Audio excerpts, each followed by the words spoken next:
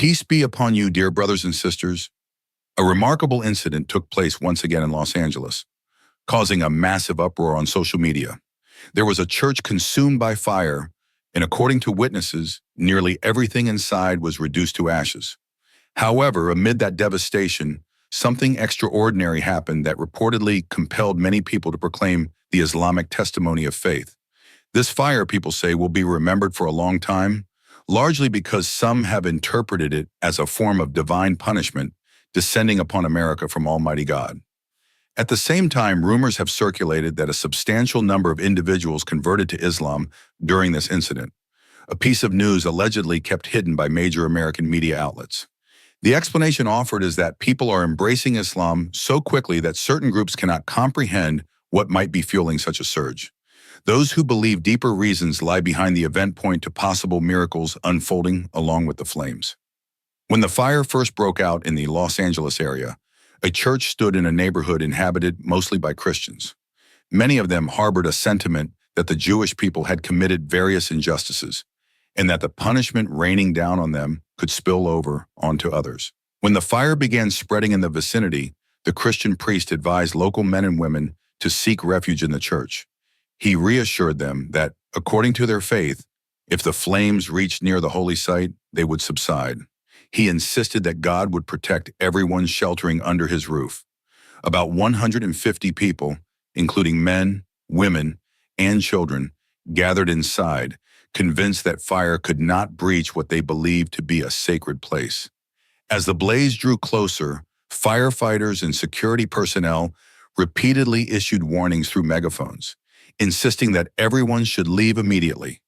They claimed the fire was heading straight for the church and that anyone inside would face grave danger unless they evacuated. Despite these urgent alarms, the group refused to budge, holding fast to their conviction that their faith and the sanctity of the church would protect them. Some local news channels and social media feeds carried short video clips, capturing the tense moments inside and outside. In these brief recordings, people could be heard praying loudly, asserting that their collective supplications would extinguish the flames. Conditions deteriorated faster than anyone expected.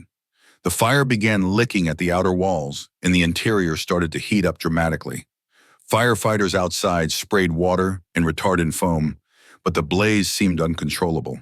Its roar grew louder, an ominous reminder of how close the danger had come.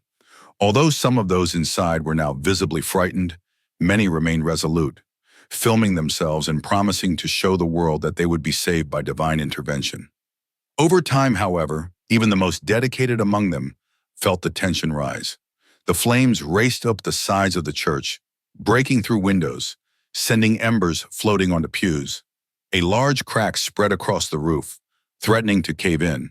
With the flames closing in, the priest urged people not to lose hope, but a few panicked individuals managed to escape through a side entrance before the debris fully blocked it. In the chaos, others watched helplessly, convinced there was nowhere else to run. The priest himself seemed torn, urging people to remain steadfast, yet unable to deny the terrifying speed with which the fire had taken hold. Some began to doubt their original conviction, whispering that if their religion were truly correct, the fire would not have been allowed to reach them. A few speculated in desperation that maybe the calamity was the result of wrongdoing by others, or even triggered by the prayers of Muslims, as they saw no logical reason for the flames to spare them. At that critical moment, a single voice rose from the smoke. A young man began invoking God, though nobody recognized his words at first. He then started reciting something audibly in Arabic.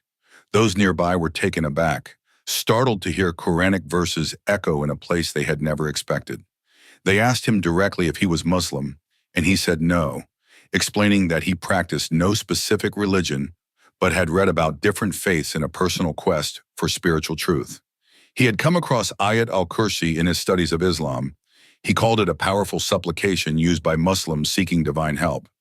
He had memorized it in case he ever faced an overwhelming crisis, hoping to discover whether the God of the Muslims would truly intervene. Now, with flames advancing and the church's roof on the verge of collapse, he felt he had nothing to lose by reciting this verse. Because falling debris had blocked the main entrance, the young man stood at the front, near the obstructed doorway, while others crowded behind him. The heat was suffocating and the air thick with smoke. Soot stung their eyes and the roar of the fire made it nearly impossible to hear. Even so, his voice gained strength with each recitation of Ayat al-Kursi.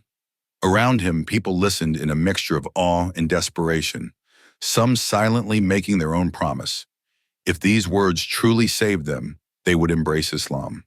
He recited the verse once, then twice, continuing despite the oppressive conditions.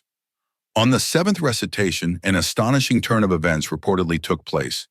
Witnesses said the fire at the entrance began to die down, as if a sudden gust of wind had deprived the flames of their oxygen. The embers that had been dancing in the air seemed to fade. The insufferable heat at that specific spot started to dissipate, and the general roar subsided just enough for everyone to notice. At that precise moment, another section of the weakened roof collapsed in such a way that it smothered the remaining flames near the door. Realizing they finally had a path out, the people inside rushed through the smoking debris. Coughing and tearful, they emerged into the open air, where startled firefighters quickly helped them to safety. Outside, an astounding scene unfolded. Many of the survivors dropped to their knees, weeping, and some pressed their faces to the ground in an act resembling prostration. The firefighters, initially prepared for the worst, were taken aback. Their radio reports had led them to believe anyone trapped in that building likely would not survive. Yet here was a large group escaping almost unscathed, some still calling out in Arabic phrases they had learned minutes earlier. Amid choking sobs, several insisted that Islam's truth had been proven to them at the moment the verse was recited, crediting the miraculous cool-down in the flames to God's intervention. Those who had filmed from inside shared footage that soon found its way onto social media. Viewers worldwide saw images of a burning church, the glowing orange flames, and silhouettes of terrified people. Then, at one sudden point, the glow around the entrance diminished, and clusters of survivors appeared through the smoke. Although many skeptics argued that a change in wind direction or last-minute firefighting efforts caused the dramatic shift, eyewitnesses stood by their account that the timing perfectly coincided with the repeated recitations of Ayat al-Kursi. Dozens claimed that they had felt a surge of calm and hope sweep through them at that exact moment. In interviews with independent social media channels, some of the survivors described what they saw as a powerful sign that transcended their prior beliefs. Men and women who identified as devout Christians spoke of a spiritual force that they had never experienced, one that they believed saved them from certain death.